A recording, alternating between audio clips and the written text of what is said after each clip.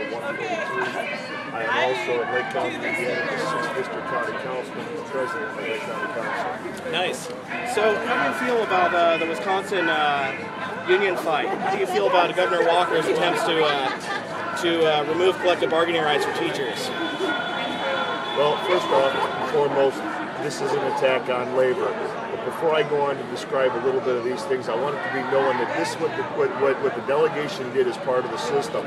In the year 2004, and ironically enough, February 23rd, 2004, the current Republican leader, our Speaker of the House, current Republican Speaker of the House, was the minority. They walked out killing 80 bills here in Indiana, educational bills, one of which was all-day kindergarten.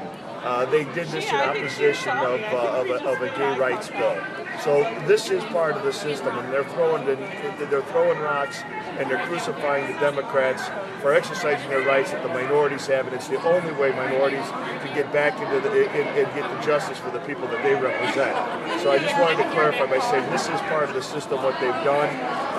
The Republicans did it in 2004, so I'm hoping that needs to get out there and be on the media, and since you're not with Fox News, I'm hoping this will absolutely make it, people will hear this.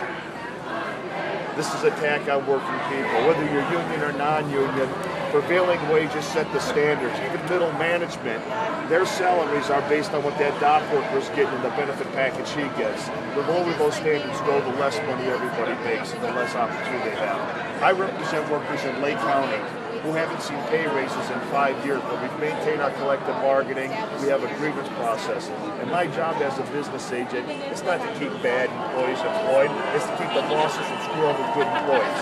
And that's what my job is, and that's what we're fighting out here for, and that's what they're fighting for in Madison, Wisconsin right now. Okay, so talking a little bit more specifically about Indiana, how do you feel about the right to work legislation and the difference between an open shop and a closed shop?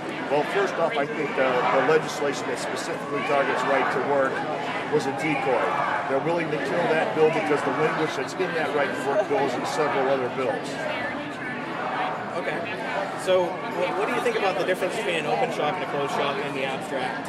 Well, what it is, it's designed to give the opportunity to bring non-union people. When they say right to work, it's a very nice gift wrap. What it is, it's a right to freeload.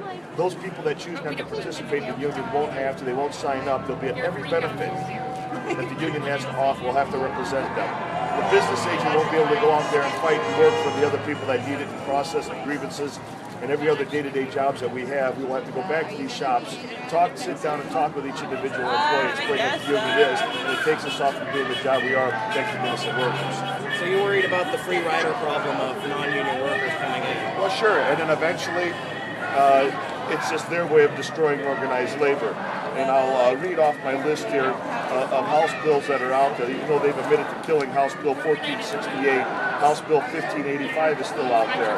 1216 is still out there. 1203 is out there. 1538 is still out there. These are all bills that have right to work language in there and completely destroy the collective bargaining rights of organized labor, which specifically public works people are public employees. So even though the right to work legislation as it is has passed its second reading deadline already and it's dead, that the language is being put into other bills as well? Absolutely it is, and those bills can be resurrected.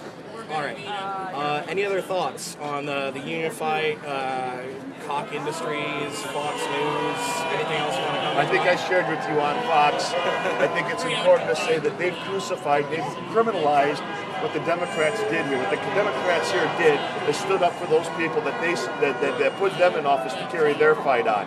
I do want to say one thing about the GOP and this Tea Party movement. I do not believe that they represent the majority of the people in this country. I think a lot of folks voted out of frustration. They voted out of frustration out of the economy. I think a lot of school teachers are very conservative individuals that voted this time. This is not what they wanted them to do. The Tea Party does not carry the torch for all of America, and I think they need to realize it. I think the 20 freshmen that ended up in the House right now need to realize that they are not carrying the torch for everyone, that they got in out of frustration. I think a lot of people out there, they're afraid to talk about the fact that there's still a lot of racism in this country, a lot of hatred in this country, and a lot of people voted Republican just because we have a mixed race president right now. All right, thank you. All right, thank you. Is there any way we could view that?